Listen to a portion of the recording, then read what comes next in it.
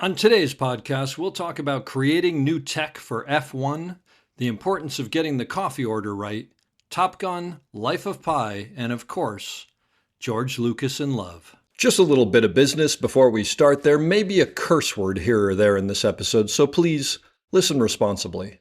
As always, our website, theop.io, is up and chock full of tips, tricks, and GUI operator goodness.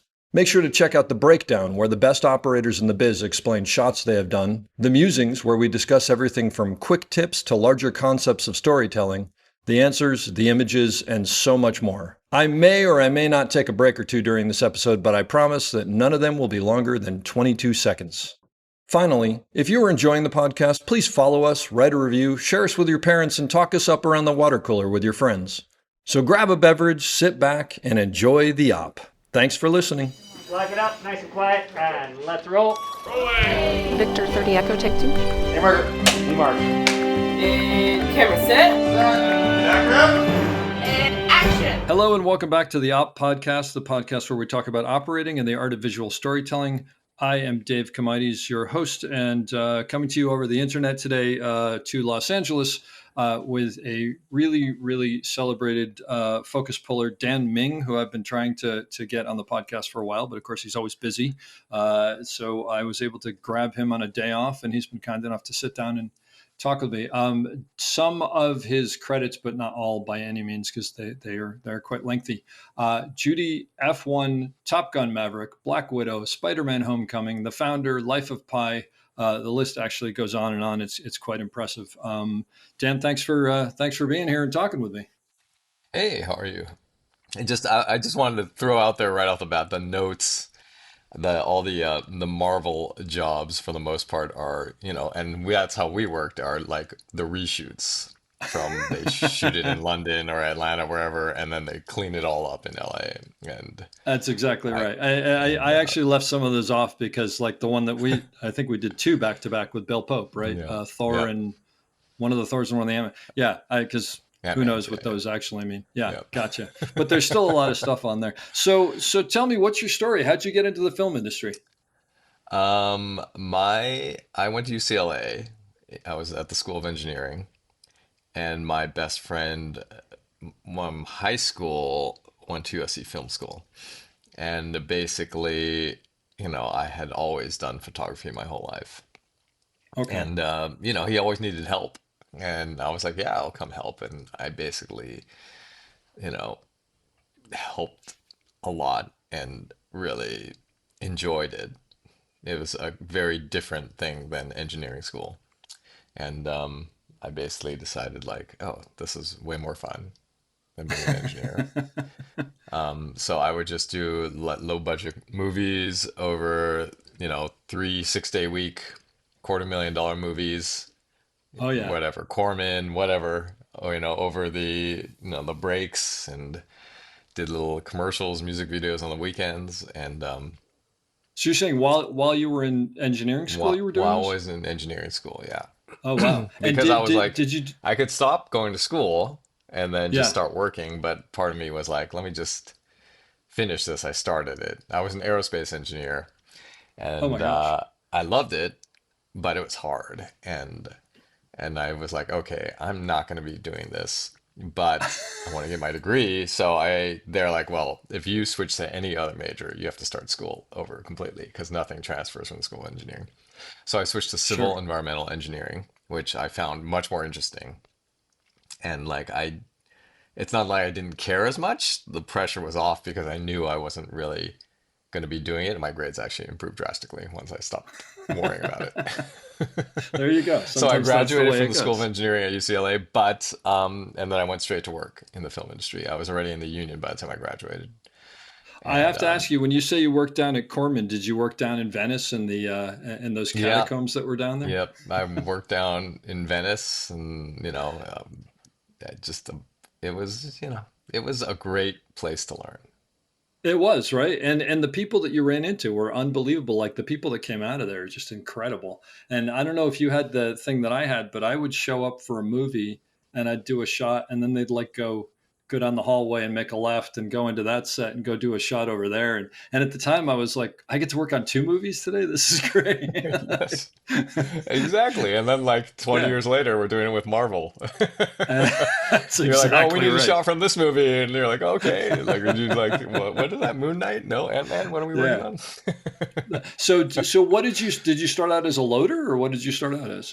Yes. So I was my first job in the industry was as a producer's assistant on the Disney lot. I was Oh, an intern, and then over the summer they hired me as an assistant.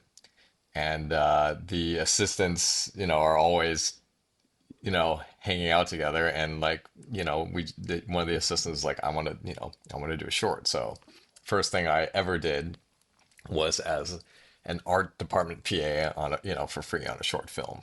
And they knew I was interested in camera. So the first AC got a call for like a paying gig, and he bailed. okay. And then the DP was like, "Well, all you do is just match the numbers on the lens with how far the things that the camera are pointed at." That's And I'm all like, you "That's a do. really weird job, but all right." So I did it, right? And I did it, and whatever. And like that's 5 feet, 5 feet, whatever. And then Yeah. he's like, "Wow, you're really good at this." And I'm like, "What? I just did what you told me." And he's like, "Yeah, but how do you know that's 5 feet?" And I'm like, "Well, that's how far 5 feet is." Yeah. Yeah, he's like, "Yeah, but how do you know just from looking that it's 5 feet?" And I'm like, "I don't know, it's 5 feet." I mean, And do you think and that some of your mechanical engineering sort of kicked in there, yeah, or whatever absolutely, made you yeah. want to I do that? mean, Yeah. yeah, Yeah. like our job, like how big things are, especially in civil engineering. You're like doing plots and like you're looking at Okay. terrain and distances, and then it doesn't matter. Like, you're dealing with feet, you're dealing with meters, you're dealing with whatever. So like, I knew distances. It's Yeah. like I that's love the not what you fact go that to they engineering school for, but it was like a no. shoot off of that. Well, I love the fact that they threw you on the camera and the response was, "How do you know how to do this?" And you're like, I Yeah. don't know. It doesn't seem that that Well, hard." the flip side to this Yeah. is that the DP, threaded the mag and did all the other stuff, but Hmm. that's not part of his job normally. So we had shot this whole scene, and the counter, I'm like, I think we're over the amount the short end says it is. He's like, okay, let's take it off. I open the door and there's no film in the movement. I'm like, is Oh this no. normal? And he's like, oh, I forgot to thread the mag. Oh my Because he gosh. didn't, because that was his job, because all I knew was like, I'm matching the numbers on the lens. I didn't know any of the other stuff at all. And I'm like, maybe you should teach me how to do that so Yeah, that you right? don't have to worry about it. So we had to reshoot that scene. And, Wow. but basically the film had just run from one side of the mag to the other and not through the movement at all.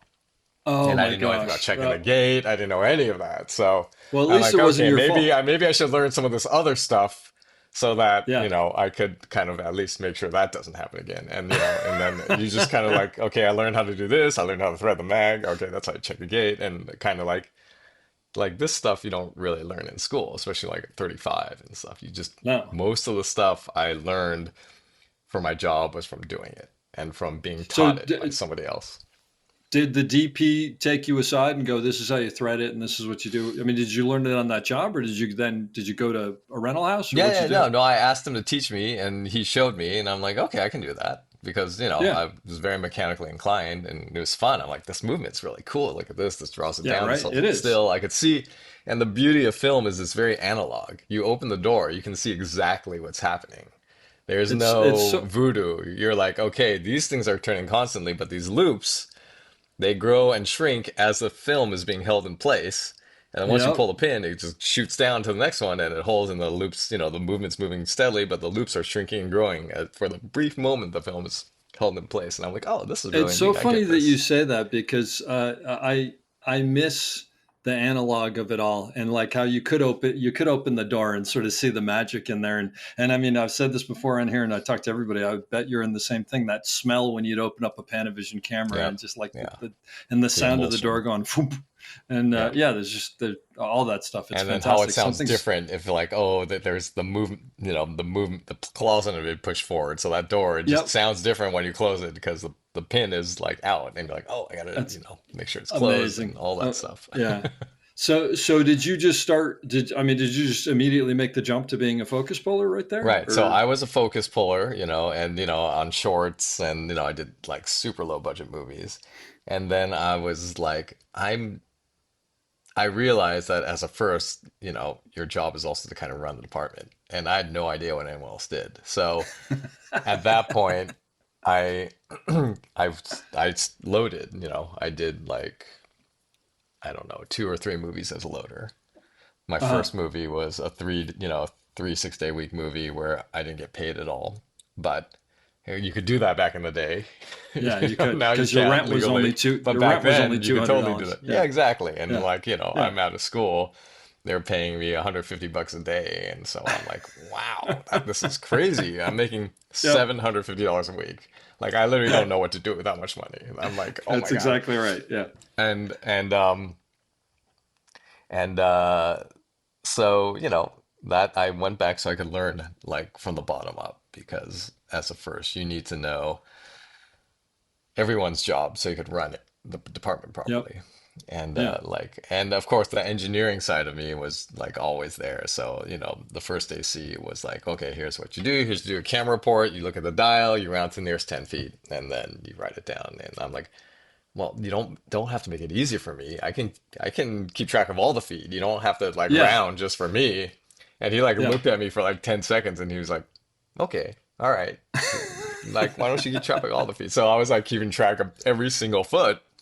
And then at the end of the day, I'd be stressing out. I'm like, I'm missing 12 feet of film. I don't know, I don't know what's happening. And like, so at the end of the week, I was like, I don't know. I'm making this like 65 feet short. And I'm yeah. like, I'm 65 feet short. I don't know what to do. And then later on, I find out the production office is calling the first and like yelling at him because what I write on on my daily inventory goes in the production report. Sure. And so they can't get the numbers to match either in the production office. And they're like, what is going on here? Like, who keeps track to the foot? And he's like, oh, just let the kid, do his thing. And he's like, I just want to see what happens, really, because Yeah, he never thought to do that. And like, I have no idea like what's right, what's wrong. So I just assumed like he was just trying to help me out by rounding to yeah. the nearest 10 feet. And he was just And then wondering how bad it after would that go. first Yeah. after the first week, he's like, look, you could round to the nearest 10. You don't have to keep track of every foot. No one keeps track of every foot. But 65 feet isn't bad.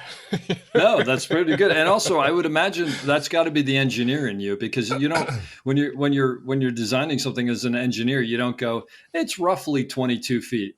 Like Yeah, things are no, for very exact, sure. or else For sure. they He's don't like, work, right? no one had ever even thought to think to do that. And so Yeah. when you brought it up, I was just like, I was kind of curious to see what happened, is what he told me. Did I mean were you on any of those shows where you had like six different, six Oh different or yeah, yeah, different yeah. formats and We six had different red, we things had and yellow, we had blue, and they were all short yeah, ends for sure. and they were Yeah, all short ends. Oh my yeah. gosh. Yeah, those were the days. So Those were the days, how but long did you load for? it wasn't long. I did 3 movies, and then I'm Yeah. like, all right, I'm ready. I'm gonna move up to seconding, because these are low budget films, Yeah. so it's like the package wasn't super complicated. Like as a loader, it's not like you're managing like manifests and shipping and all that stuff. So you learn the basics, and I was a quick study, so I was like, all right, I'm gonna second AC, and I just seconded I think one full movie, Uh-huh. and then I'm like, all right, this is great. I see what happens, but the second and the first work so closely together that really, in terms of learning, I feel like the loader in some ways is like more specific of a job. Like there are the camera assistants and you're all kind of in it together, but the loader is very much it's kind of its own department. In the UK, they have a central loader and floor loaders. They're paid Yeah. Yeah. exactly the same. Like there's no rate difference between the two, and I agree with that. Like the loader is just as important as the second. Like Uh-huh. it feels like everyone's like, oh, the loader's just an entry job, but I'm like, you need a really good loader for the department to function properly. And like that shouldn't be like a lower classification, especially in like a Yeah. very expensive city where it's like you literally can't really survive in a in an expensive place on a loader's rate. Oh, I So see what you're saying. Yeah, yeah. what happens is everyone tries to move up right away, and then you don't have super experienced loaders that stay Oh, that as loaders for a long time because they can't afford to, literally. that's a really good point. I had never really thought about that. That's interesting. And so you don't get the people who have the experience like you used to because they just can't afford to do that. That's Yeah, and yeah, so that's like a my argument has always been like, especially when it comes to better working conditions, shorter hours, I'm like, we can't really tackle these issues until like everyone can survive on not long days. yeah, Like when you're a PA, when you're a loader, you need overtime in order to like make ends meet. And yep. so like I've always been a proponent of like, hey, look, tech rate, it's amazing. Sure, I'd love to get paid more, but maybe like we kind of change the balance so that people who are at the bottom get like a bigger increase than people at the top. Because only when you Wow. start bringing all the rates more in alignment and closer to each other, then can you talk about like, hey, talk about like working conditions, working less hours. Like Yeah. Oh, it's that's always been the interesting. thing for me. Well, the thing that every time we talk about, shorter hours, which obviously keeps coming up and coming up and coming up, one of the things that I always try to point out to people is, in the camera world, we make pretty good money compared to a lot of other people on the sets, and to the same thing that you're talking about, to tell those people like cut off, 3 hours, 3 extra hours because of overtime or whatever, that's a significant pay cut. Yeah. So totally agreed. Yeah, yeah. Let's hope. Let's hope. Yeah. So did you then you started first thing pretty quickly. I mean, Yeah. once you went through the ranks there. Yeah. I would say like for as a loader and a second, that was maybe 2 years. Oh wow. Yeah, Yeah. yeah. And so did you just jump into features or what were music videos or what were you doing? I I don't this is like I just did whatever. Yeah, Like everything was it didn't really matter at that point what I did. I was always learning something. And so for me yeah. that was what made it interesting. And you're just fresh out of college, so you want to Sure. travel. So like I did jobs as a camera assistant for a company that just traveled to resorts around the world and shot like videos for the resorts. Oh, And that's that was like great. a great gig, right? You're just traveling and you're, working and you're just at these resorts everywhere. Like that was an amazing gig. Where were Um, some of the places you end up going for that? like you're like Hong Kong and then a Yeah, ton in Mexico and a lot in the US that's and fantastic. I love stuff like that, especially when yeah, you're a kid. Yeah. exactly. And then also like, I have a lot of friends who kind of did documentaries too. And documentaries are the best for learning. I mean, so before I went to college, my two choices in college were like, I play the trumpet. So it was either like Oh, School of Music or School of Engineering. Like those were my choices before college. And so, I was like, I played jazz trumpet. That was kind of my thing. And so I went with engineering, which, they're very different things. But, you know, as a jazz musician, you do a lot of improvising, and your mind is kind of wired to like, okay, you have your chord structure, you have your bass structure that you kind of stick to, but you're allowed to like go off and then like come back and go off and come back. And so like I love oh, documentaries because you kind of show up on a documentary and they're like, okay, this is what we're going to try to do. And then sometimes things just went haywire and nothing went, you know, to the way that they would expect. But like as a documentarian, they're like, this is kind of interesting. Not what we expected, but totally interesting. And you just kind of yeah, follow the thread of what's happening. And yeah, like so like between like playing jazz and doing like a lot of documentaries, that really taught me to be like don't get stuck with the plan. Like filmmaking is very much prepping, prepping, coming up with a plan, showing up, and then it like frequently just falling apart, and then you just making it work with what you have, right? yeah. Well, and And I think there's so, a lot to there's a lot to having an open mind and seeing, like you said about documentaries, seeing what's in front of you as opposed to what you expected, and going, I'm going to embrace this as opposed to fighting this, because that's where sometimes, and I think I'm sure you have too. I've found that in scripted stuff where suddenly just something absolutely. happens and it's a happy Yeah. accident, right? Yeah. Yeah, And as a absolutely. focus puller too, because you have an expectation of lines people are saying, and like who's saying what when, and frequently it doesn't go that way. Or sometimes somebody does something that, for me, when I pull focus, I'm just looking at the frame. I'm just like living in the frame. And like if somebody does something that draws my eye, you know, like that's what I focus on, because Yeah. that's what in the frame is interesting to me. And obviously, I talked to the director and the cameraman about it, because they're like, we just need the coverage of this person and we want to cut. So don't rack around, otherwise we can't cut, right? So you're always Stop within the making choices, structure. Dan. Exactly. Like they're like, we just need to, Yeah. we're going to need to change the pace of this. So we need, so like, you're aware of the needs, but sometimes they're like, just do whatever whatever you think's right. And it's What like works? in Yeah. those moments, like one take will be completely different than the next because of something one person does.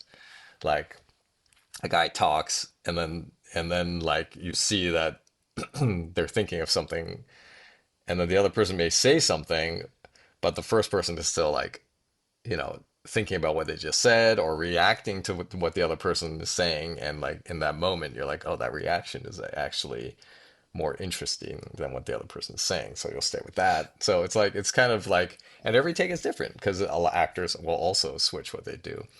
So it's kind Yeah. of, one of the things I love about the thing is the whole process is like, as an engineer, you plan, you have a plan, everything's like, you have all your pieces. But then the jazz musician documentarian side of me loves when things kind of fall apart, and then you just kind of, you're like, okay, these are the tools I have. What can we do with the tools? And that It's that was it's like that on F1 too, because like on F1 we had a plan where, we had all the cars, we had a car plan, we have like a schedule of the whole race. When certain things happen in the race, you have to show up at certain times at certain spots to capture those moments. Like you could be in the paddock, and then we have to be in the broadcaster's booth, and then we have to go to whatever the stand on this turn to capture this moment. But on the way they'll be like, oh, whoever is doing this over here, and we can like get our actor and slide it in with them. And so you're just like, yeah. okay, we still have to do all this other stuff. What resources do we have to kind of like divert over there to get that done? And So I was obviously going to talk to you about F1, but since you brought it up, let's dive in on that. I mean, first off, that movie was, how long were you on that movie for? I mean, it went on for a long time, right? we went on for a long time, but there was a lot of R&D and design at the beginning. So Yeah. total from beginning to end, it was a little over 2 years, maybe by a few Wow. weeks. Yeah. And you, I don't, Because there was the strike in the middle, and there were so many reasons sure, why as well. of course. But and so you designed two systems for that, is that right? We designed we designed a camera with Sony.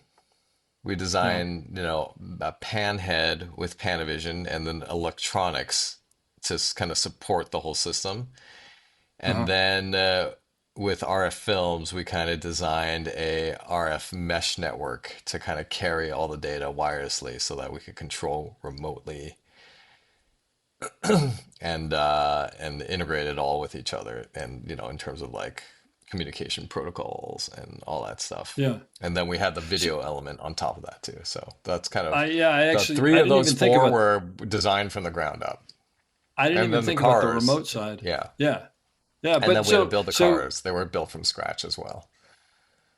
oh, so these were not Formula One cars. These were cars that you then rejiggered. They were built for this Yes, they were specifically. actually Formula 2 uh, bases, and then we stretched, Mercedes actually built the frames for us, and so we kind of Yeah. stretched the Formula 2s a little bit so that they were Formula 1 length.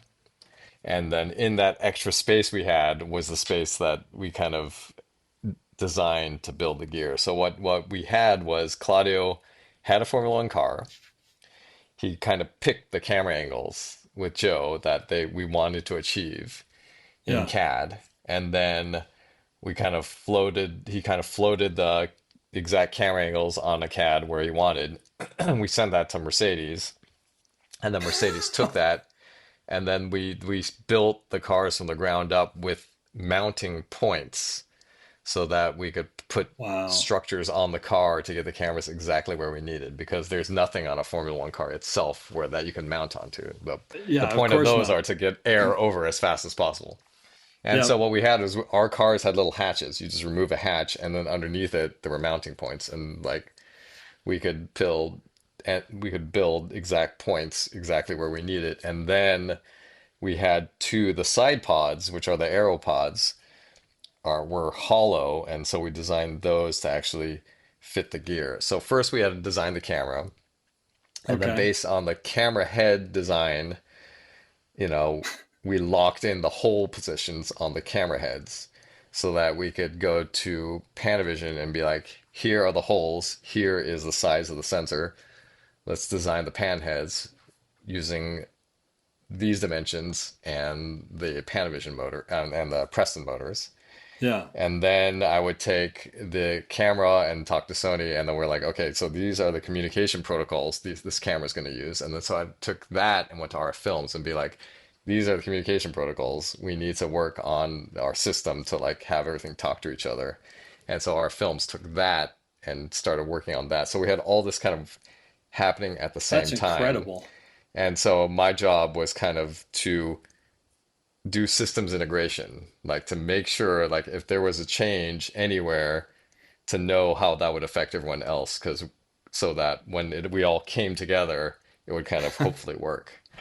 And it was a lot of fun though, and so we Well, got it just seems like you're perfectly suited for this because of your engineering background, and obviously you're technically oriented. But so tell me, the camera that you developed was basically it's just a sensor on the back of a lens, essentially, give or take. I yeah, mean, it's is that a simple Claudio way to called put it it? sensor on a stick, but it was Yeah. basically a FX6 sensor Uh huh. that was had the E mount, and then they asked if we wanted internal NDs, but it would have increased the size drastically. So we did Yeah. drop in NDs because Okay. we knew that we would be using wide angle lenses, and to put a filter in front of wide angle lenses was pretty much impossible. And Yeah. so it was basically we need it small. It had to be full frame. It's 4K. It needed an E mount, and it needed internal filters. And so Wow. that was what determined the size of Uh the huh. sensor block. And And then the rear, how big is the camera itself? I mean, it's probably this big. It's So a square it's like this big. like 3 inches square or something like that. Yeah, that sounds about right. Yeah. So it basically hangs off the back of the lens, essentially. Yes, yeah. Yeah. It was as small as you can get it for sure. Wow. Yeah. That's incredible. And And then and and then so when we design, but we had to design all the stuff, and then all the electronics to support it, and then we had to go to Mercedes and be like, this is the amount of gear we need to fit in the car. So they're did they building the think car you at were the same nuts? time. So we did as much as we could in CAD. And it was like the CAD it's all very aerodynamically curved. So there's not a lot of flat Yeah, surfaces. by So to design. try to fit these blocks into this curved space was really hard to do in CAD. And so Yeah. at some point they were just like, we kind of don't see how exactly it's going to fit. So, we've given you as much space as we could. You're just going to have to figure it out. And You so figure out the rest. Yeah. so we figured out the West, and we did, but like it was very much to the millimeter. If something was Uh, off by a millimeter, you couldn't get a battery on or off, or it would rub against something else. And so oh my God. it was I very, it worked out. As I like to say, it's like it's going to work out because we have no choice. Yeah, yeah, yeah. I mean, and the final product is awesome. It's great. As far as the Panavision, the what do they call it? The quick pan or the fast pan? What do they Yeah, call the I thing? called it a Panapan. Panapan. I Yeah. like that. I mean, so basically, was the idea that he came to you and he said, "I want to be able to basically pan as fast as they're going by a wall back around"? Was that the genesis of Exactly. that? Well, Joe and Claudio were like, okay, Top Gun was all static. All you could do Yeah. is just send the plane off and then just wait for it to come back.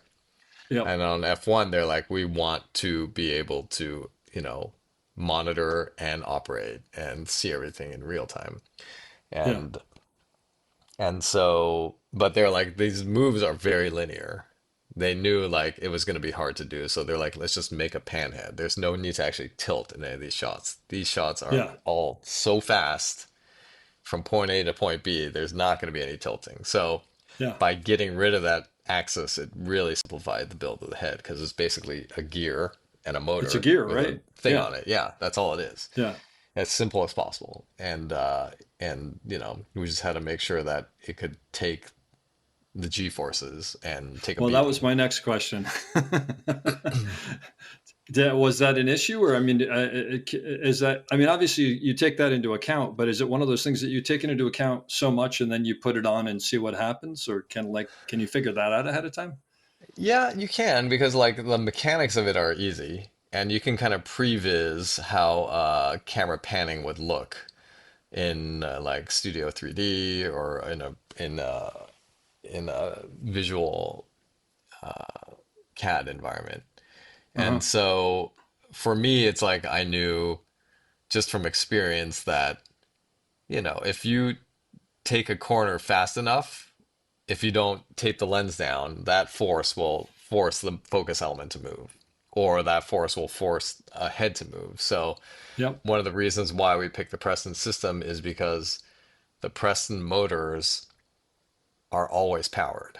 When you're not Sure. panning, the motor doesn't move. It's With a lot locked. of other systems, when you're not panning, it goes to sleep. And so you could actually hand turn it. So like if you I use a got you. system like that, when you go around a corner, the force is just going to make the thing move. You have to continuously power the motor. It's just as important to move it as to make sure it doesn't move. Yep. And so Yep. that was one of the reasons why we used the Preston system. And also we had to pull focus. And so the idea was like, well, we have a motor driver. Why don't we just use one motor driver to do focus and pan? And so it was kind of also a design choice for simplicity and for having less components. Huh. I mean, what the stuff you guys pulled off was amazing.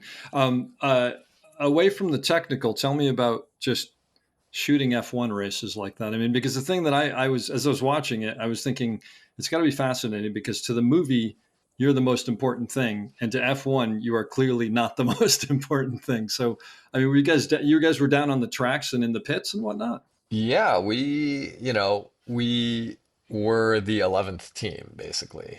Like I feel like we were like the test run for Cadillac. Like we had a Yeah. garage on pit lane. It was the Apex garage, like at Silverstone, the first year we were between Ferrari and Mercedes, and then there was an Apex garage. And it was built out. It looked amazing, because it was like a film garage. So like for us, it was like it's got to look cool, and like that Yeah, was of all. course. It had to be realistic. Obviously, it had to like Yeah. have all the elements of a functioning garage, but it didn't actually have to 100% function as one. We could make sure it looked cool as a primary thing. But so we had garages. We had like our little hospitality suite. We were pretty much embedded on the race. And, we had our cars, going in and out as well. And Yeah. it was really a But wait, unique experience. when you say you had your cars going in and out, but they're not, I mean, they're not in the race, obviously. No, so we weren't allowed to share, there was at the end we did a little drive with some other teams for, the final race. But Uh-huh. that was like literally after we had shot everything, and they're like, okay, if something happens, we got everything we need already. Yeah, So, exactly. so Exactly. Yeah. but also it took that long to like to gain trust and to gain like, part of our job was not just to get what we needed, but to make sure we didn't get in the way of the show. Because Yeah. as big as our circus was, it was like nothing compared to what F1 is. And so That's why I asked. we Yeah. would have our huge layout, in the inner track area, and then it would just be this tiny little postage stamp in a sea of like a whole bunch of other things. So, but And how many of the F1 races did you guys actually shoot? I think we went to nine.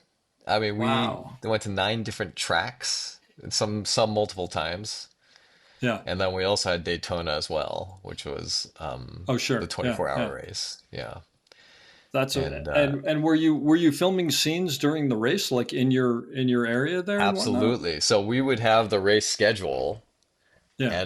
and we would, because the only time you have full crowds are really during, not even free practice so much, yes, but like, qualifying, Dur- the actual race, maybe FP3, the Yeah. third practice, that's when you had the crowd. So we were trying to maximize what we shot with the maximum amount of crowd in the stands. And so what they would Yeah. do is like they would have, you know, an F2 race, and then, there would be a window where there was no other track activity, so that we would get our window to like slide in our cars to drive on the track while the crowd was still out there, and we would shoot our footage, and then like another official F1 event. So if you looked at the race calendar, like our track slots were on the schedule of the day.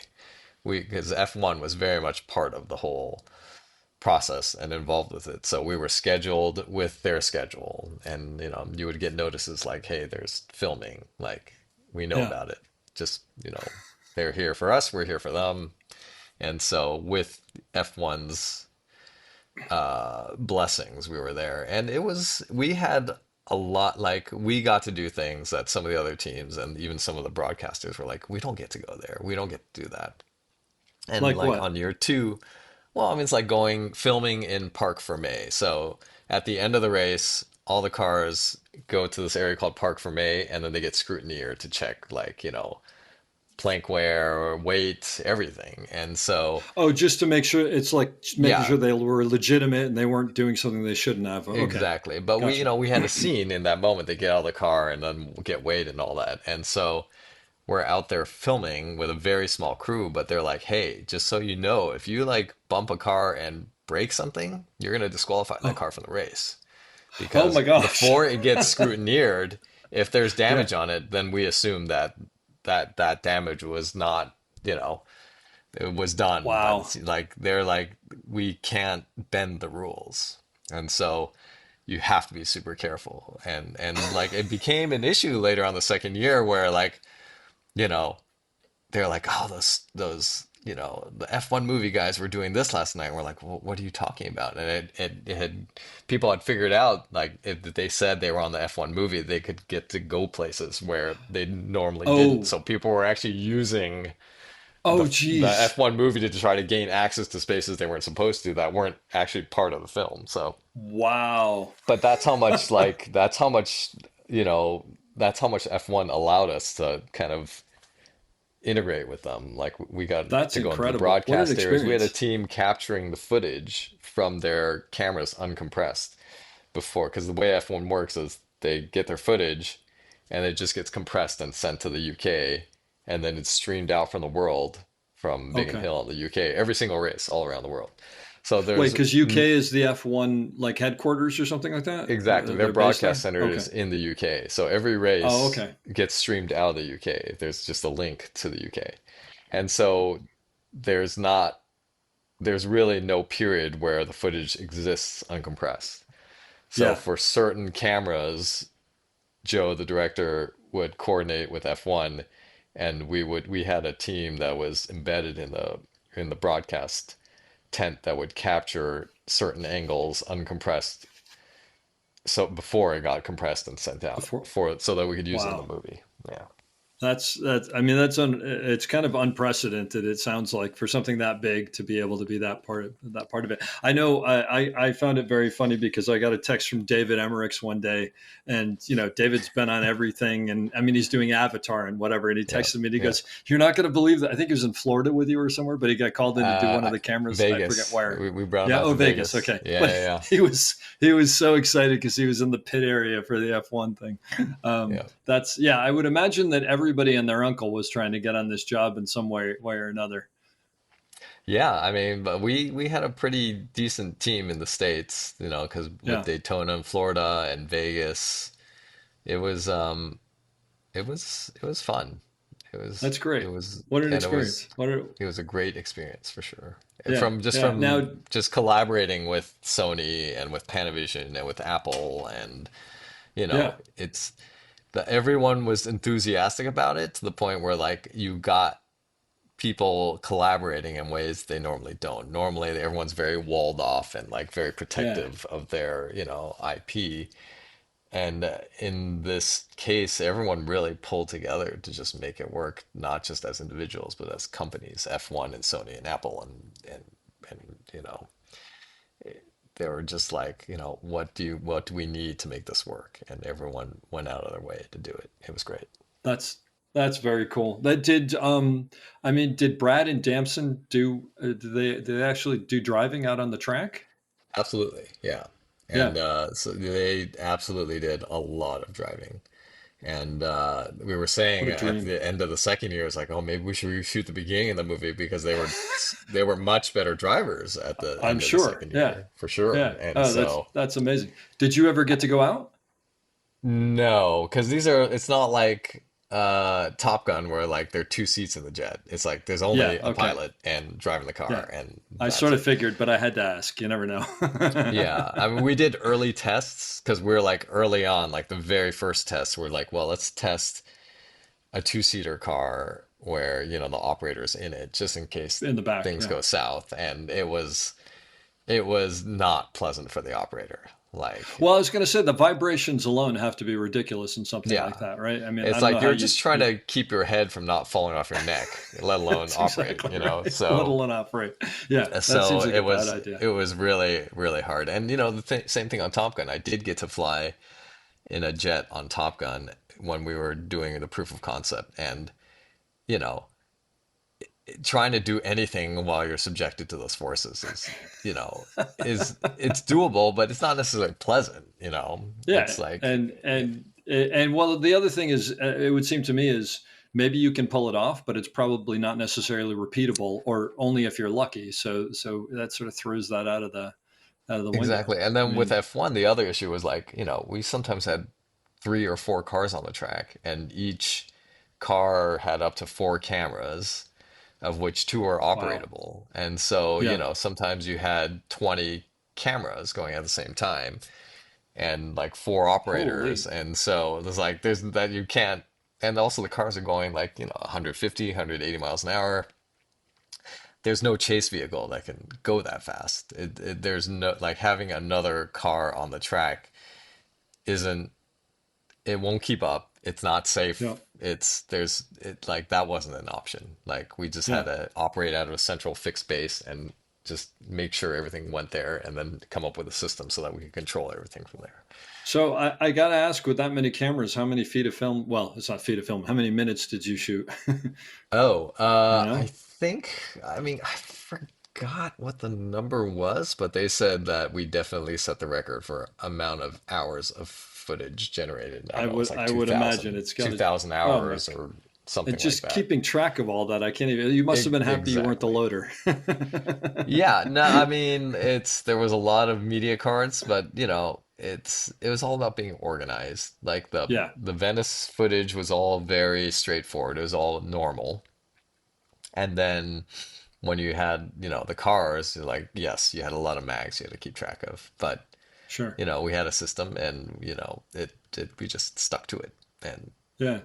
it all worked out. So we So because you brought it up, tell me about Top Gun, because I mean you were out on these carriers, right? I mean, yeah, yeah, we spent a are you lot of going out time there on for carriers. are you going out there for like days at a time and weeks at a time, or are you just Yeah, going I and mean, coming? I think we had like 3 deployments of 2 weeks each Yeah, at sea.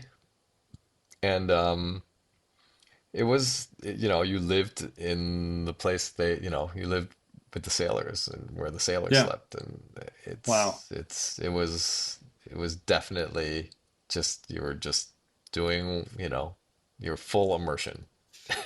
Yeah, that's amazing. Harhoff sent me video of I think you guys getting shot off of one of those Catapulted? Yeah, carriers in a yeah. plane. Yeah, he put the camera up there, and actually he sent it to me, and I was like, "Did you ever consider that this camera was just going to get thrown thrown to the back of the plane or whatever?" And I guess I don't know how you had it mounted, but I would that seemed say, like yeah, the first time you do it, like you're like, oh my God, like I gotta, make sure to keep. But I'm like after the first time I did it, I was like, oh, you okay? Because on a COD, which is the onboard delivery planes, you're facing backwards when you yeah, get catapulted. So you go like this when you're getting catapulted. So okay, I'm like, well, if I put the phone on the back of the seat in front of me, it's just gonna stay there. it's going to So stay there.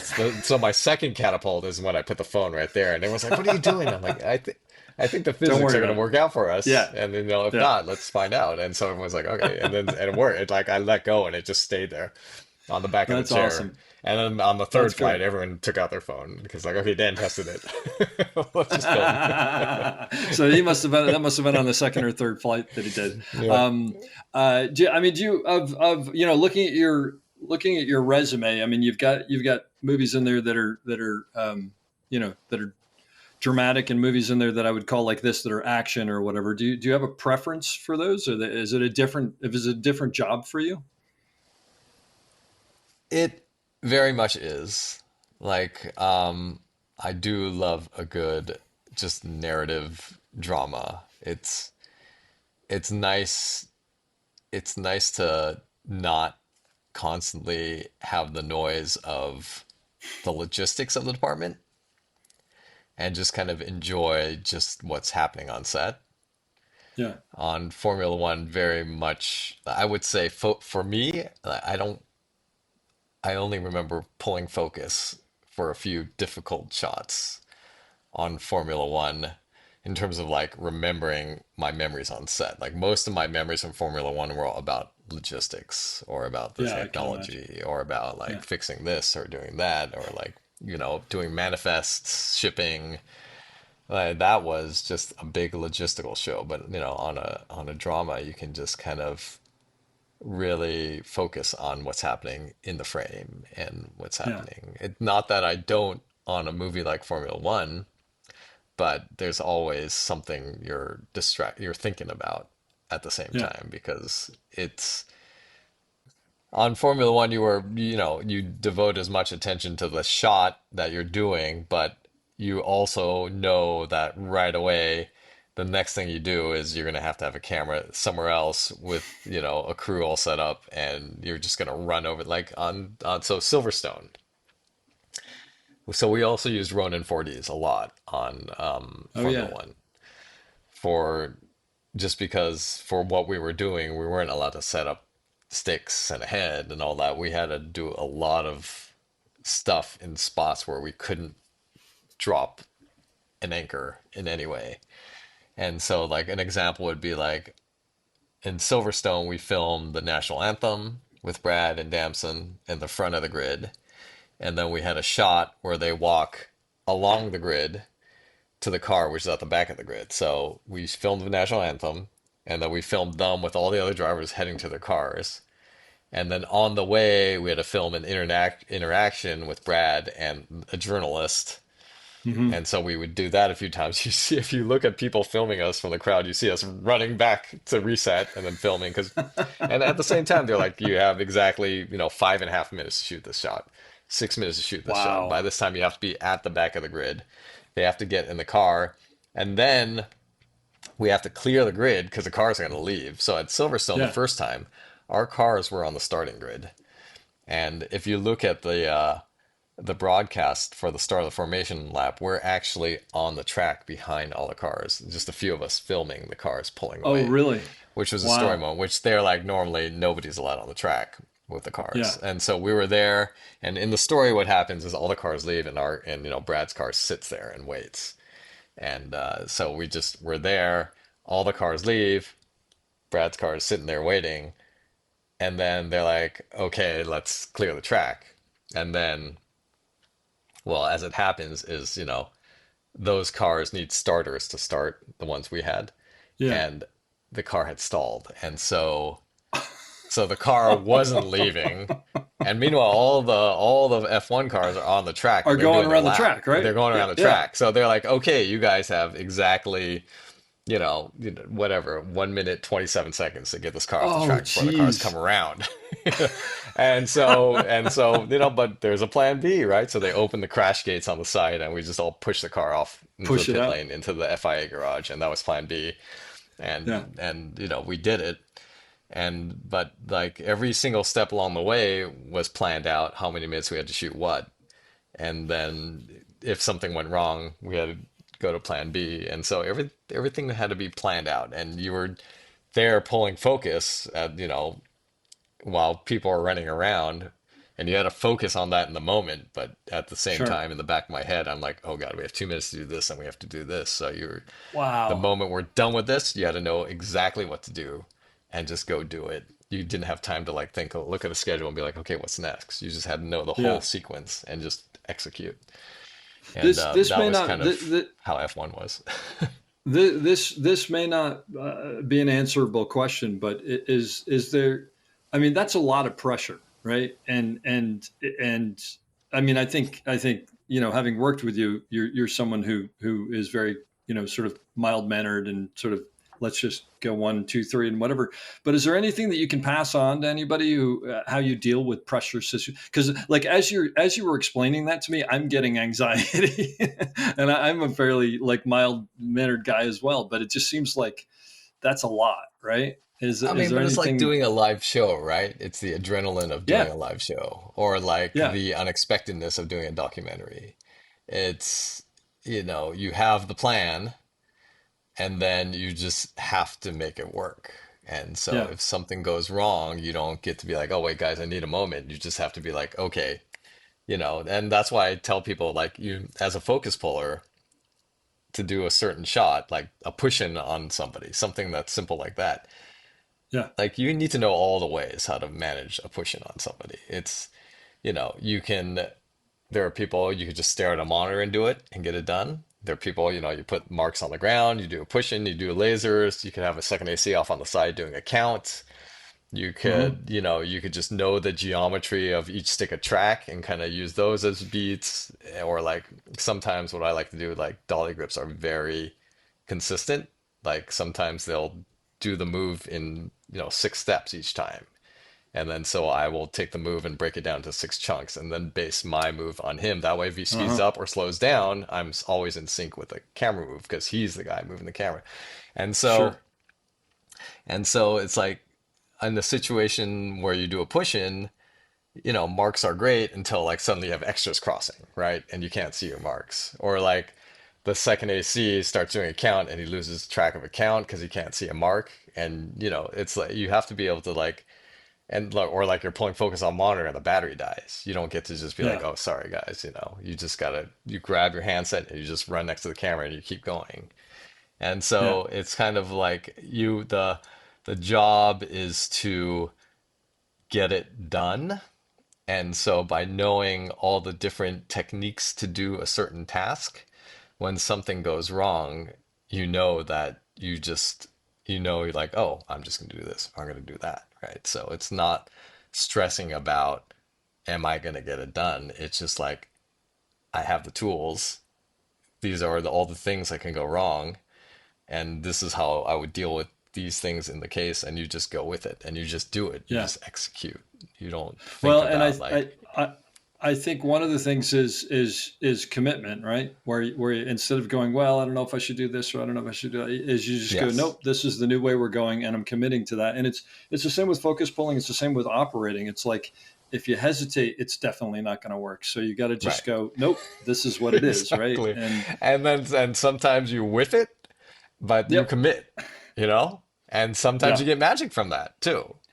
Frequently not, Absolutely. but sometimes you do, right? So, Well, but and hopefully the then ones that make it and then on when the director's like, "What was that?" You're like, "My bad." Like, my, yep, yep, you yeah, just say, "I did it." yeah, I or went for it and it didn't work. my favorite is, oh, you that's not what you wanted. I'm sorry, I thought that's what you wanted. That's That's great. completely on me. I apologize, but I honestly was doing what I thought you wanted, and of course that's bad. We're gonna do it the other way. Yeah, but and then you get good at dealing with the aftermath of it. Yeah, Did exactly. you? So you started out pulling focus on film, though, right? Yes, 100%. It was all film. Okay, so you Yeah. were on the knob, and now do you pull off a monitor like most people do, or you? Yes, my primarily a monitor, because also it's like, like frequently you end up with lenses that are very vintage and the The marks vintage aren't thing. necessarily what they're supposed to be. Yep. And then also is like as part of the thing transitioning to digital is operators frequently no longer have the best view anymore.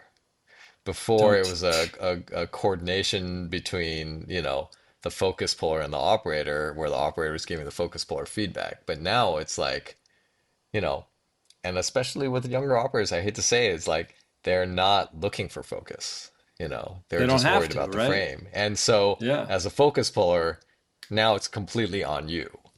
And Yep. so if no one else has a good view, you have to have a good view because no one else is, the DIT actually frequently is your backup as a Yep. focus puller.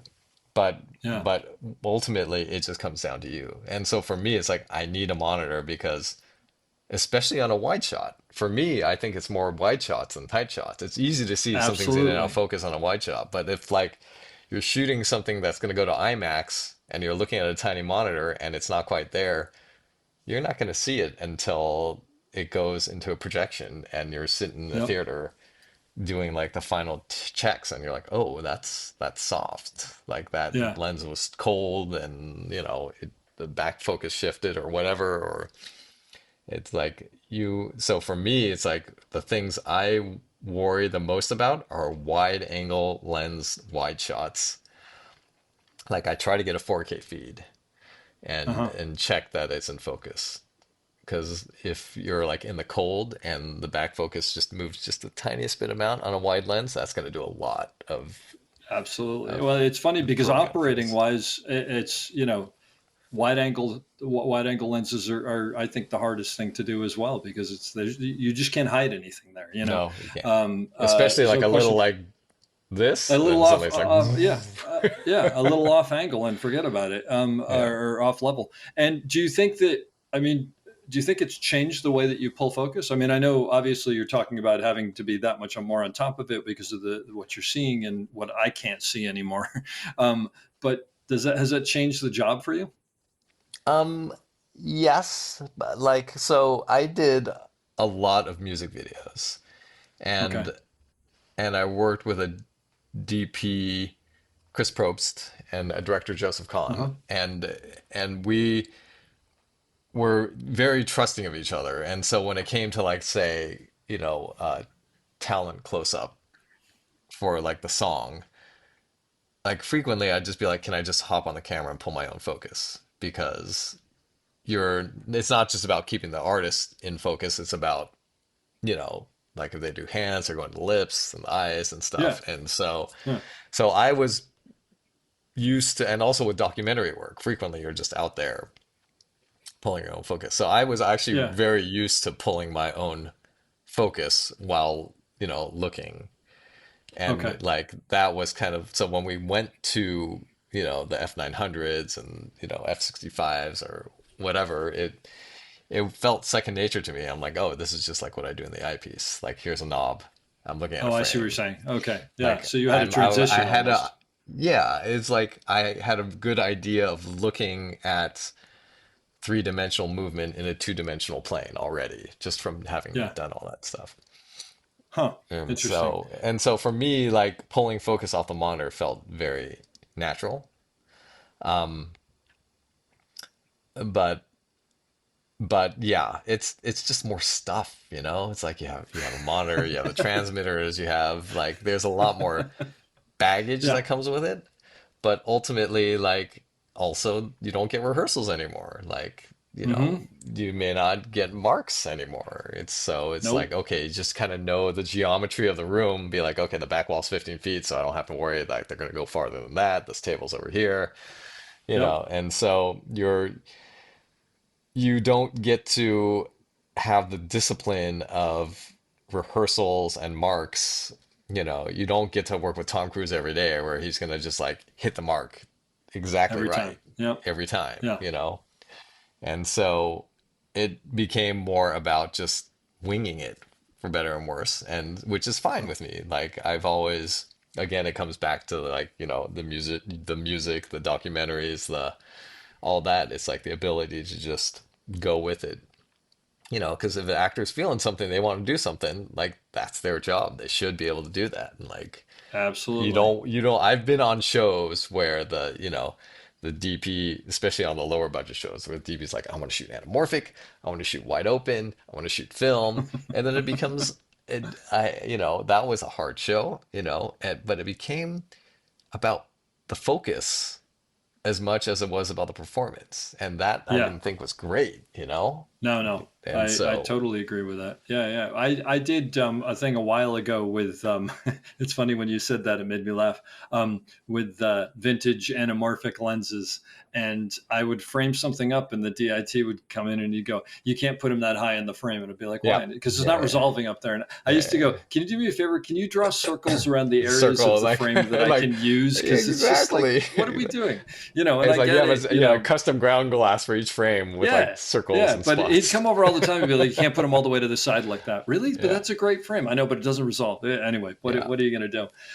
You said But something also that's earlier because of about format sizes too. Like, lenses were yeah, designed to cover certain sensor that's a good sizes, but point. they're being used for sensors much larger than they were originally designed for. So they're like, Oh, "Oh, I the hadn't. lenses covers Yeah, the sensor," but I'm like, "Yes, the light hits the whole sensor, but optically the lens is not designed to cover the whole it's sensor." not designed So for that. We're pushing this much farther than it was ever expected to. You said something earlier, which made me think about. You were talking about when someone's talking, and then you know that the person deeper has another line, but there's something going on in the foreground, and it occurred to me. I mean, first of all, my favorite thing in the world is when I'm on a show and the dolly grip and the focus puller and I sort of have that connection to where everybody yeah, trusts each other, and just yeah, if something is happening, yeah, one of us is probably going to go there, and then you're seeing the yeah, focus go and you go, what is it? Oh, I know and everything works. yeah, yeah, But yeah. do you ever find that there are certain actors that, like, you'll have focus on and you almost find it hard to take the focus off of them because there's always something going on with them? Do you know what I mean? Yeah, absolutely. And there's two reasons for that. One is because, there are some actors who love to play and to try different Yeah, things. And so you're like, oh, what's he gonna do next? yeah. And then there's some actors where you're like, okay, that's number one, and I'm just gonna keep focus on them because they're number one. And Sure.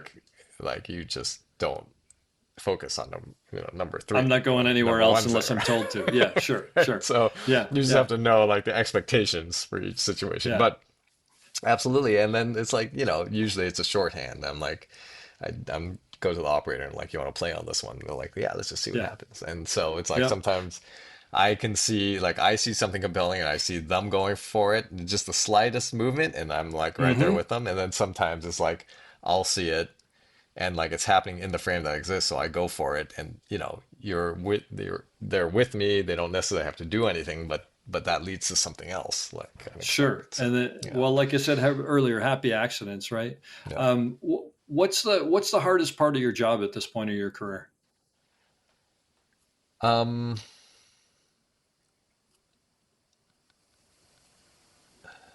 well, I mean, it, one of the joys of not film is knowing right away when something's in focus or not, and not sitting in a room, looking at dailies with everyone else and Yeah. finding out like, oh, that wasn't good. Oh God. Um, Yeah. so for me, focus pulling is less stressful, not because it's easier, but because you can Feedback. go to bed knowing exactly where you stand. Yeah. Okay.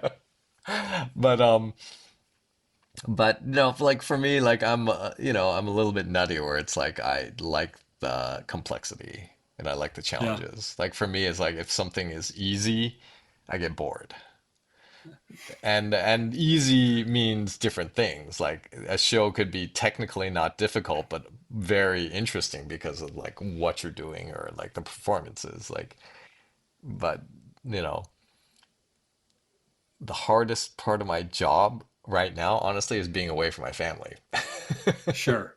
Yeah. Yeah, Well, so so tell me about that. How do you deal with that when you're on a show that's 2 years? And I know it wasn't 2 years away, but it was coming and going and coming and going. yeah, it was, it's like the girls got to go to England for summer vacation, 2 years in a Yeah. row. Yeah. It's like I try, we try to make it so like they see there's upsides to me being away that way. Yeah. But like, you know, it's not easy, but it's all about balance. It's like when I'm home, like I'm home. Like I'm trying not to like deal with work. It's like you got to leave work at work and home's got to be at home. And my wife knew what she was getting into. Like I proposed to her, she said yes, and I left the next day for Life of Pi to like I flew off the next day. It was like, and she we have gone, we had been together for quite a while, and she had visited me on like so many sets in so many cities, Yeah. and so it's like, yeah, but it takes two, It's, I do as much as I can, and she does as much as she can because, she worked too. It's not like it's Yeah. not easy. Like this is Yeah. not, as I like to say, is like you really want to start the business when your overhead is not high. Because if you do this job because you need money, No. you're gonna hate it. Like I none of I like also think I love what I do so yeah. much. And the fact that I can actually make money doing it is just a plus. But I if was it, gonna say I think that's the second thing that you because I talk to people about it and it's like if you don't absolutely have a passion for this, this is the wrong business for you. It's too hard. And it yeah, used to be it was easier when you and I started. You could sort of stumble into being successful or whatever. And not to say that you can anymore, but right. it's too hard. It's got to be something that you can't not do. Yeah. I mean, the stuff I did starting, it's like, working for nothing, working for free just to learn how to do something. Sure. You know, I couldn't do that now. Like I couldn't afford to do that now, first of all. No. But No, it's but exactly right. when fresh out of college with no overhead, living with like two other guys, in an crammed in an apartment, like we could afford to go and just and enjoy the process of learning how to do what we needed to do without sweating about the fact that like, oh, we have to, you know, pay for this and pay for that and pay for like, Yeah. it it is a job, but it doesn't feel like a job. That's the best way to put it. Absolutely. Yeah. Um, uh, so if you're working with a newer operator, I'm sure at this point you probably don't work with newer operators that much just because of the things that you're working on. But what do you as a focus puller look for in an operator that like, that you go when someone comes in that you don't know and you go, this is a good operator because X, Y, and Z. Right. Well, first thing I like to do is the buzz test from the film days where, Oh, I gotcha. we'll do a rehearsal, I'll do it right, it'll be sharp, and then we'll do it again and I'll just be off by like an inch or something and see if I hear any feedback. And then Okay. like if we get another rehearsal, then I'm like, okay, this is gonna be obviously soft. And if they don't say anything, then I'm like, okay, I know that I have to like it's on I'm on me my own. to yeah, I'm on my own basically. Yeah. Yeah, Yeah. like Yeah. and I learned this from getting fired from a film. Like the only job I've ever been fired from early in my career was we did a push in on a guy and I did my marks and I was like, is that okay? And he's like, yeah, it's perfect. Let's do it again. I did the same thing every take. Dailies came back. It was exactly soft, the exact same Same. way every take. And Oh, and then I would look in the eyepiece and I realized the diopter had been turned all the way and pinned to the end. I'm like, oh, like what's going on here? He's like, yeah, it doesn't quite correct all the way. And I'm like, Oh well, my we God. could drop in a diopter so you could see what's Yeah. happening, right? If you had And told so me like, that. yeah, I wish you told me that. And so, and so I was let go. And my last thing I did when I Oh, left was pull him aside and be like, hey, get a diopter, put it in there. If another first gets fired, they're gonna figure out it's not me, it's you. And so yeah. like at Yeah. least do yourself and the next guy a favor and and yeah, the guy who replaced me worked with that DP for, decades afterwards. But like he must have taken my advice. So now I have the bus, that's number one, and that's not so much a thing anymore because of film. That's like No. very much a film thing. Yeah. Um, like at this point in my career, it's all about who I work with. Like I go to work with, you know, people. The job also is great, but the people, like it doesn't matter how crummy a screenplay is or where you are. If you're with the right people, it's gonna be fine. It's gonna be fine. Hmm. It could be the coolest sounding movie in the world, but if we were with a bunch of jerks, then it's just gonna be miserable. And so it's very much these days about who I work with in Uh-huh. terms of like just the process and the collaboration and the trust and just the kindness, Do you have any, because you've worked on so many, you've worked with huge, huge actors. Some are easy, some are hard. Some you've worked with before, and you work. Do you have any thoughts for operators on how to interact with those people, especially the harder actors? The easy ones, I always like to say, you're working with Tom Hanks. It's easy. I mean, it's yeah. just it is. But not naming any names, of course. There are some actors out there who are tough to work with. And for operators, you have any from your experience? Do you have any thoughts on how to deal with that? Yeah, that's the thing with being an operator. It's really, you are kind of the pivot point between the DP, the actor, the director. You're like in the middle of all that. And so, Yeah.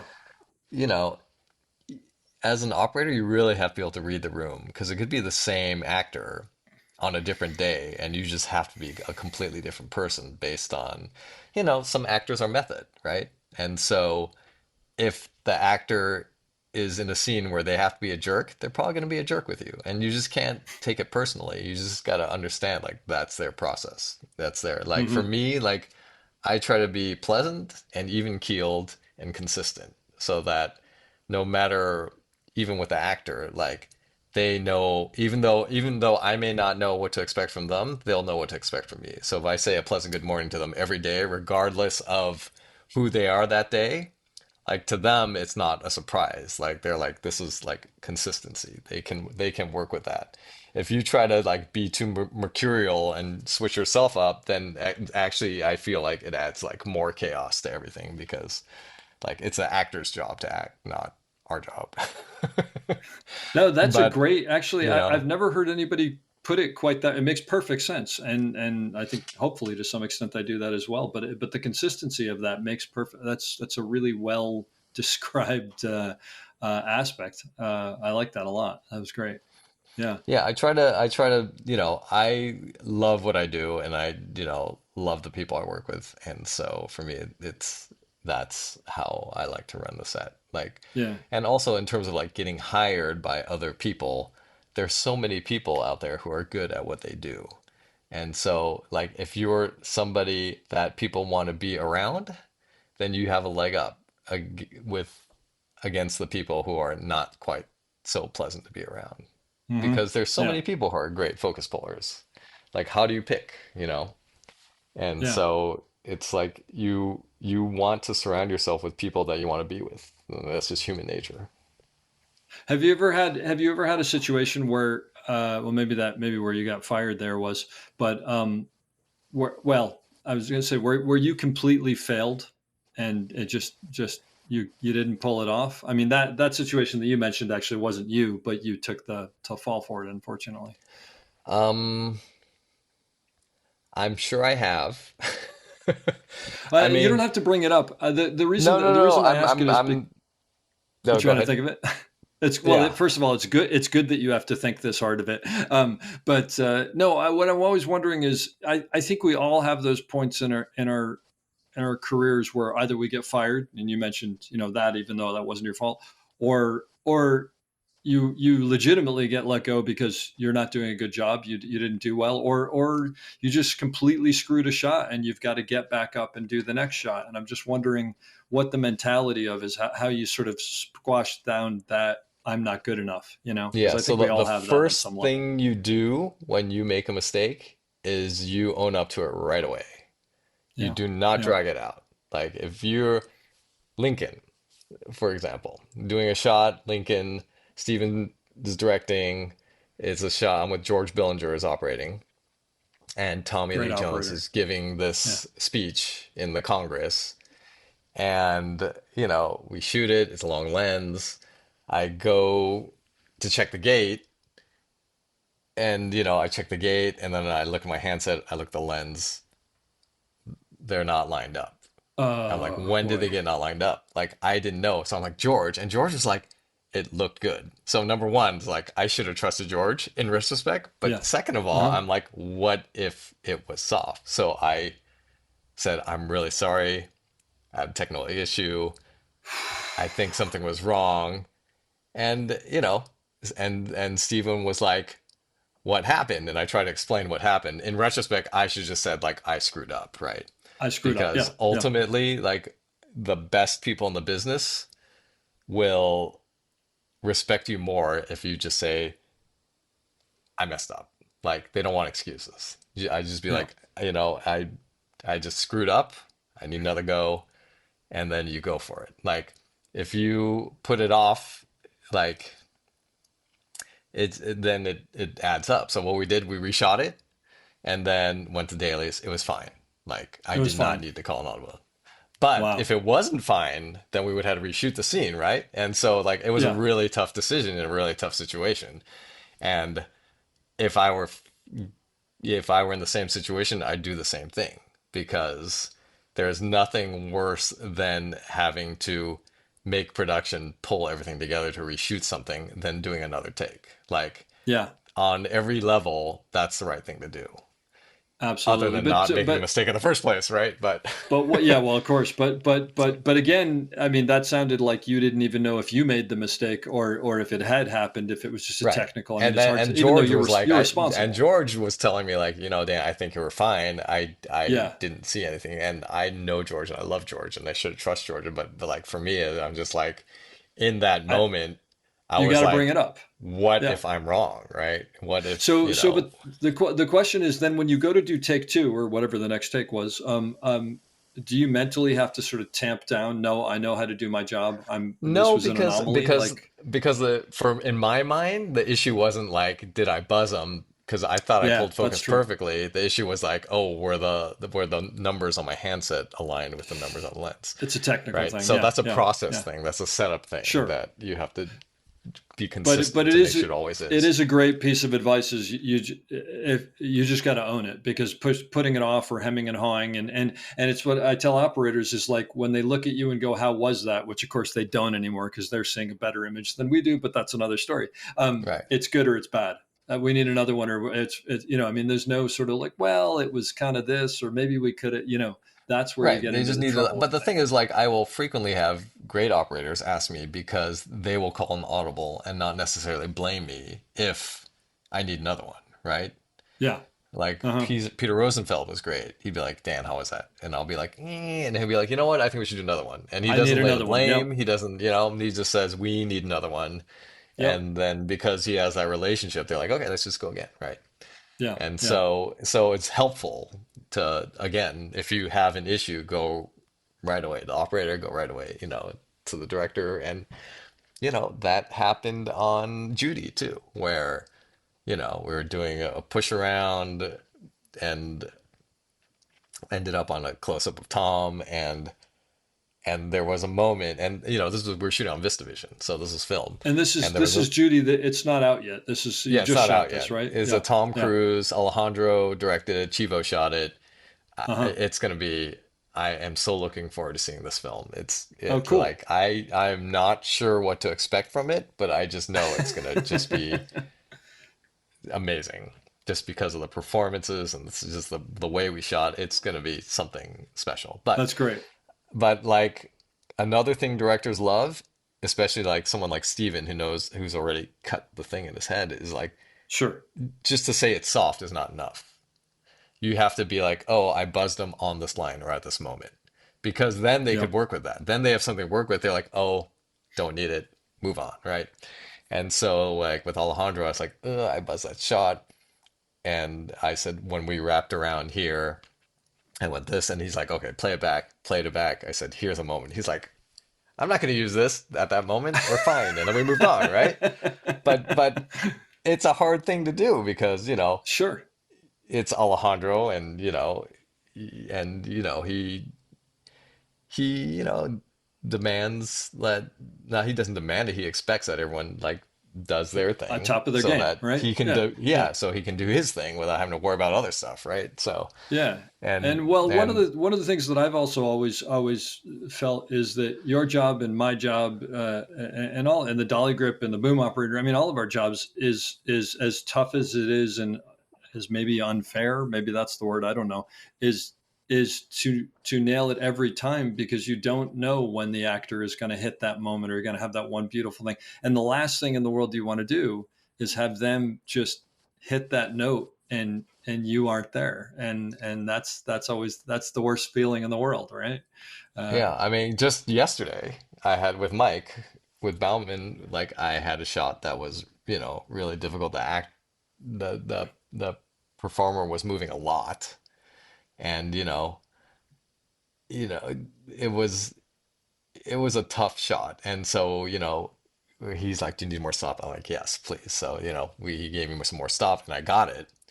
And then at the end of the take, everyone like applauded for me. And I'm like, that's not good, right? So yeah.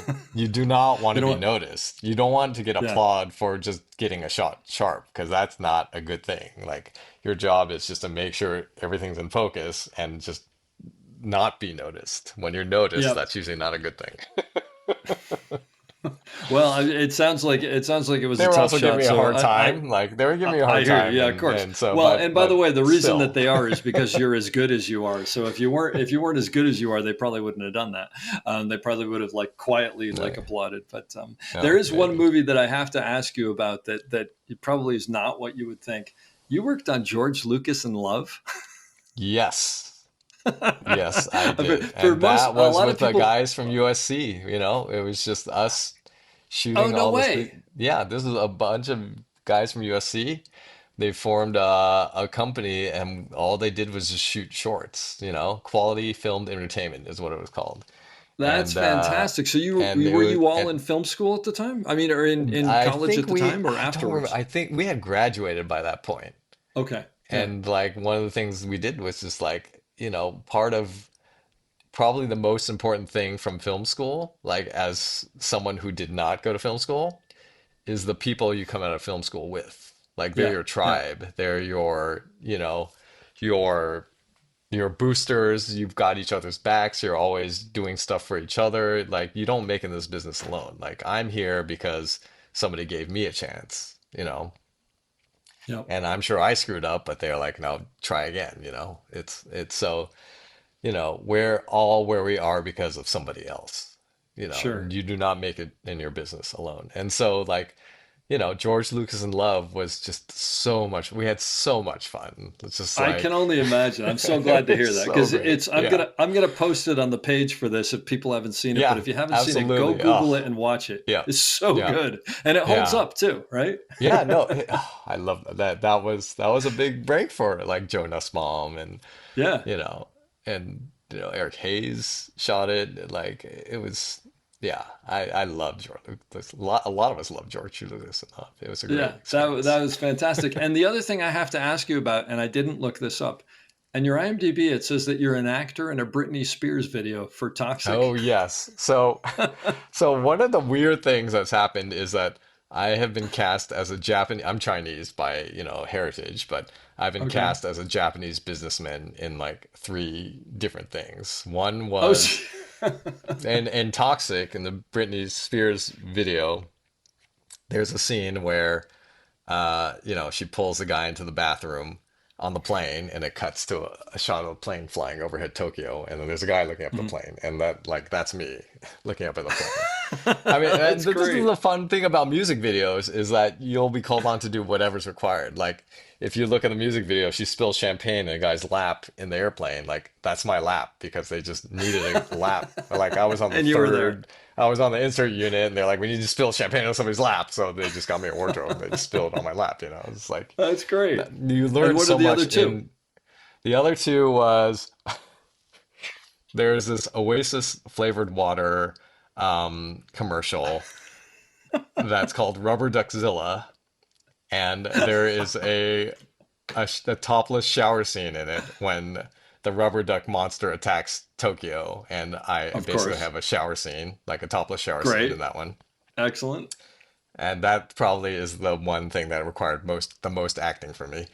And then the last thing is on Formula One. Actually, there's a sequence in in a montage sequence where he goes through all the races, and there's a sequence in Suzuka in Japan where we ended up sending a crew, and I'm in a brief scene with Brad and Javier Bardem as a Japanese businessman in the Apex garage, and it's me, it's Emily, the director's assistant, and like who else? Like Chad, Amon, and who else was it? I forgot who was in. I got to look at it, but it That's was great. it was just like they're like, yeah, we just need we need an Asian.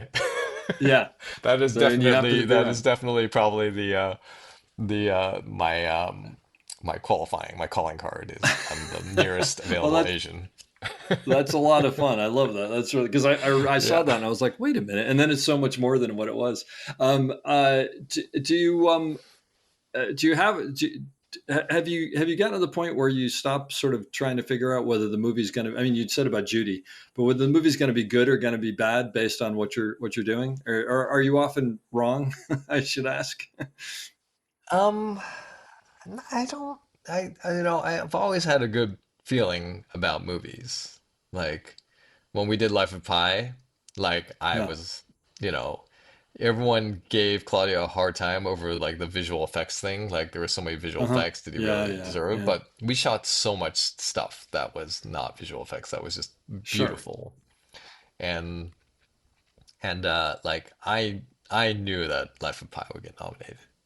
Yeah. Okay. Like, for things like Top Gun and F1, like traditionally the Academy is like it's a action movie, like, what is cinematography? Is it lighting? Is it, is it the camera? Hmm. So like if it's but the thing is like on Top Gun, the light, the stuff we lit also looks beautiful. And then you Yeah. have Yeah.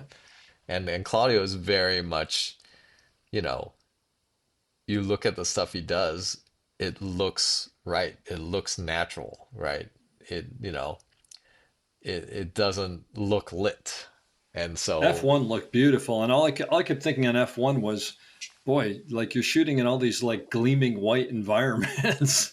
yeah. I can't even imagine that, but I it mean, looked great. It looked that was amazing. a tough thing. Like when you're shooting in the garage and looking out the garage and it's Yeah, sunny outside, like, I will say our garage was definitely the most well-lit garage of all the teams because like granted, of you go course. in our Yeah, garage and the ambient light levels are like 5 times greater than the other garages because it's of balanced for the course. outside.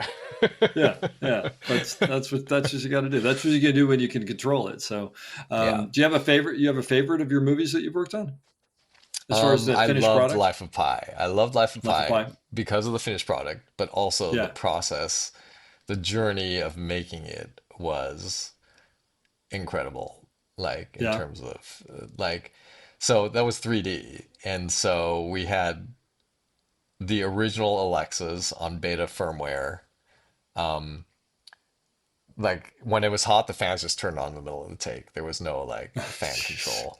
We were shooting to codex towers. Each camera, so we had two cameras. They would each go to a codex tower, So we had Oh these wow. massive codex towers that were recording HD 422 ProRes, you Wow. know, and it's like, and we had these huge pace 3D, rigs with huge front elements, and we're shooting a lot. Like the sinking of the Simpson was on stage, and they were blasting so much water on it, and we weren't allowed to get water on the front mirror.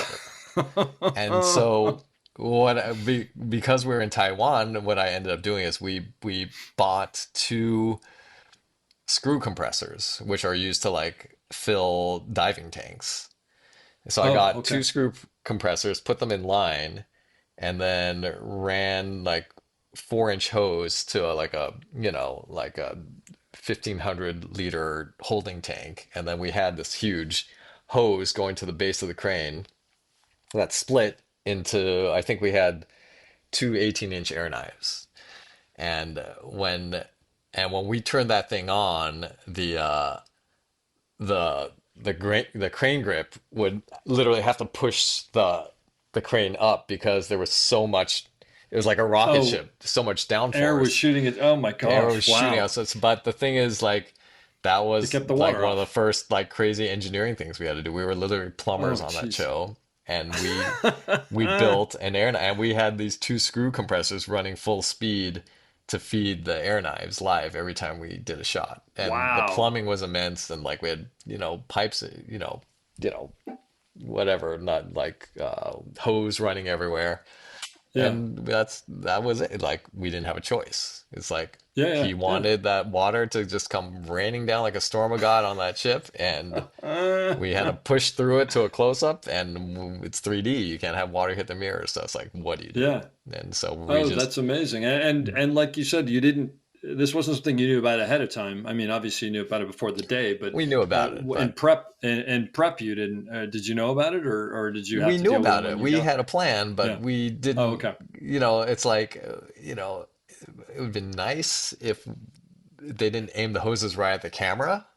But it was supposed to be insane, and so it's like Yeah. you had with ritters blowing in every direction, you can't control anything, so it Yep. was just Yep. like the answer was sheer force, That's just like fantastic. sheer horsepower. And I learned so much on that, and also like shipping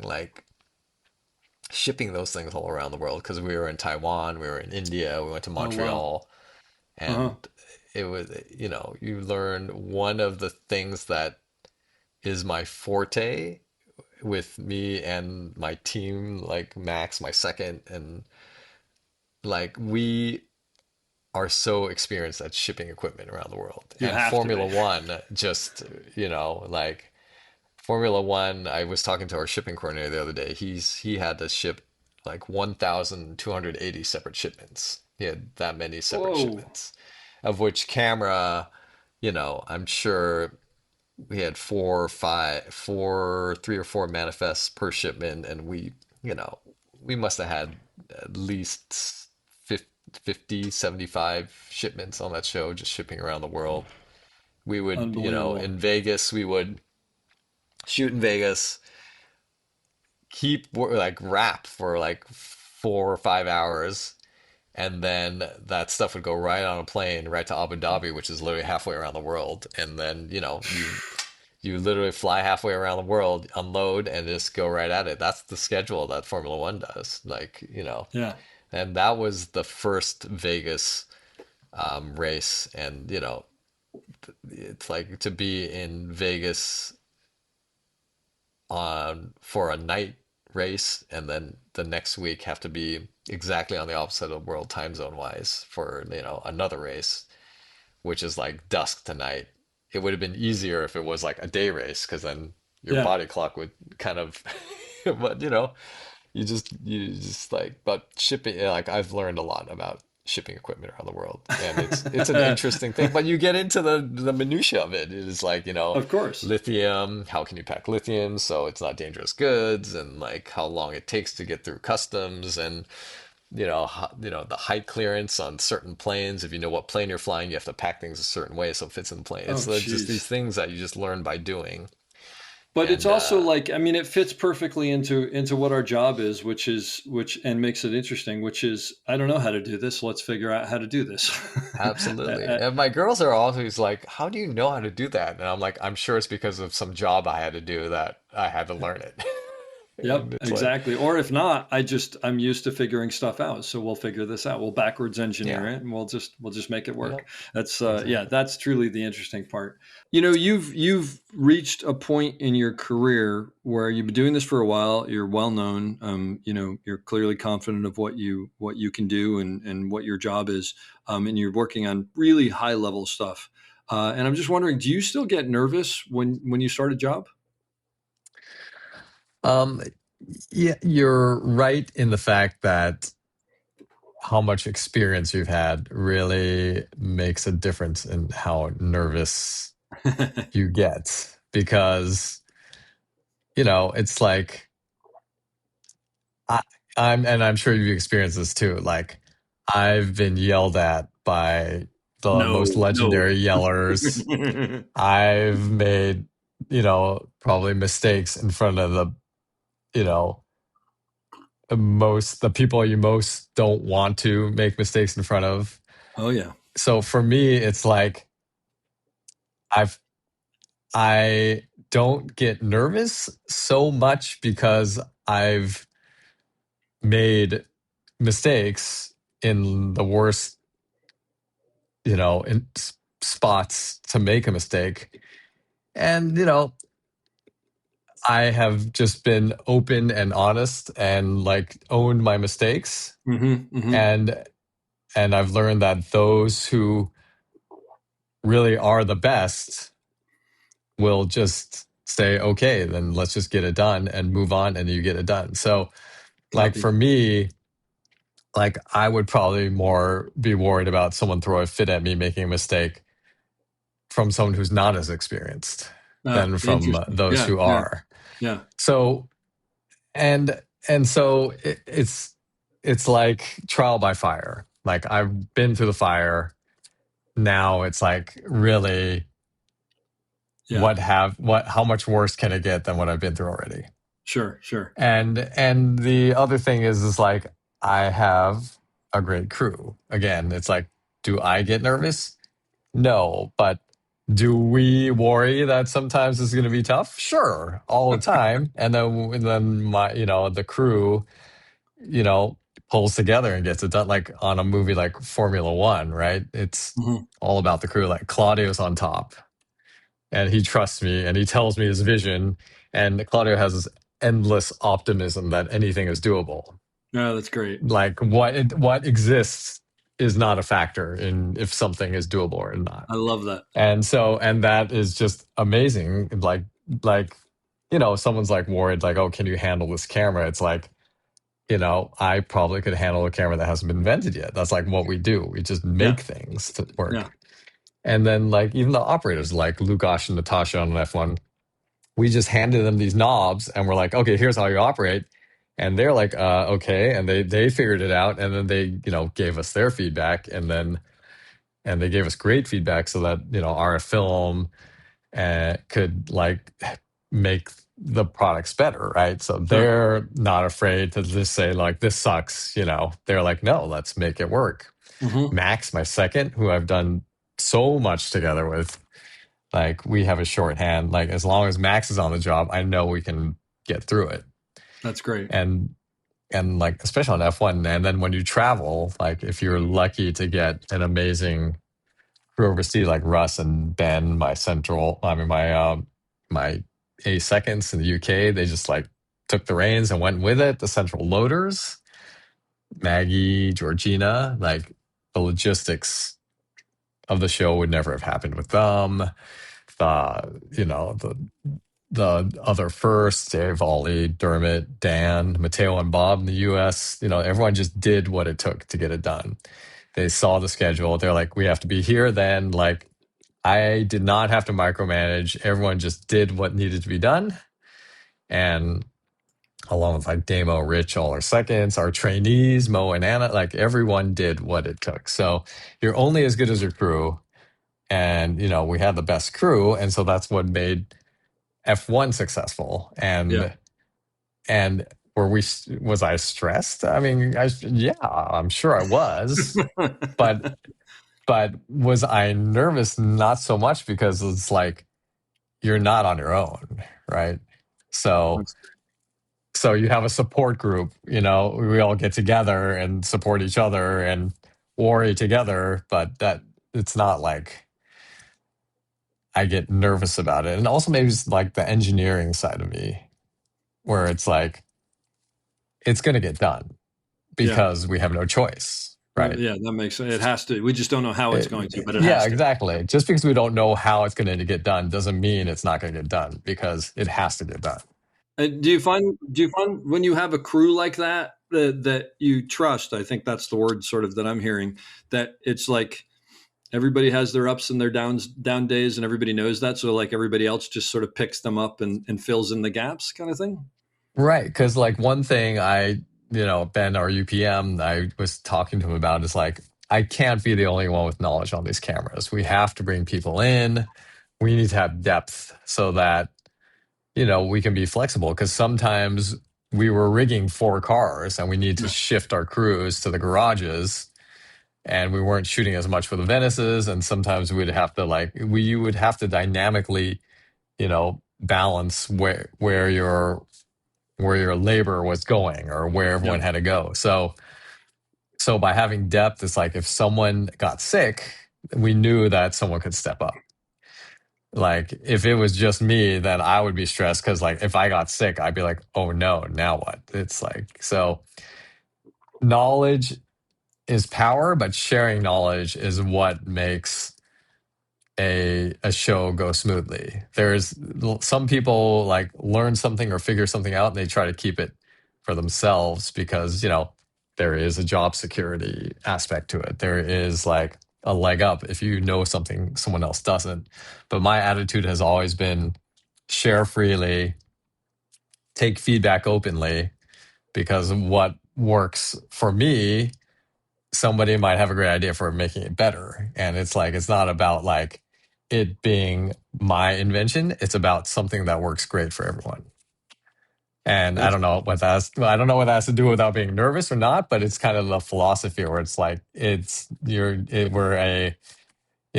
a clan of filmmakers, and the best ones are always have each other's back and make sure whatever needs to get done gets done. Well, Dan, this has been fantastic. You have so much great information and such an interesting career, and I mean, it's more ahead of you clearly. I'm going to leave you with the question that I leave everybody with, and you can take us out. Advice for someone getting into the business on how to succeed, or if you'd rather something you now know, that helps you, that you wish you knew earlier on. I mean, part of starting is there's so much to learn. So, say you want to be in the camera department and you show up in your camera PA on a show. Invariably, one thing you're going to be asked is to do an incredibly complicated coffee order, right? And I have to tell you, like, it happened to me, and it will happen to, people who work for us, but it's for a reason, because that is a test before we trust you with like getting the right film stock, getting the right filter, getting the right lens. Like, we need to know that you can take a lot of detail and get it exactly right.